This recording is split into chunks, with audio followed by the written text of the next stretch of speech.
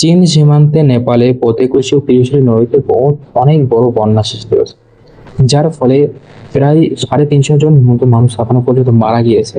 এছাড়া প্রায় 1400 থেকে 2000 লোক নিখোঁজ। পশ্চিমবঙ্গ ভারতের মিলে প্রায় 300 জন মতো মানুষ নিখোঁজ আছে। এমন এমন ভিডিও সামনে আসে যেগুলো দেখার মতো নয়। আপনার এই ভিডিওগুলো দেখুন কি পরিমাণ ক্ষতিগ্রস্ত হচ্ছে, সেখানকার ব্রিজ ভেঙে গেছে, সেখানকার মানুষ ফেঁসে যাচ্ছে। সরকার হেলিকপ্টার দিয়ে নিখোঁজদের ধরার চেষ্টা করছে।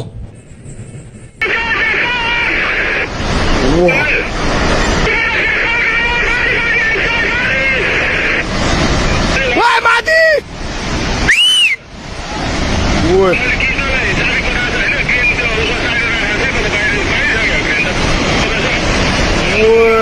Ui, ruột mà bùi mà thiệt. Ui, chị nó bạc ơi.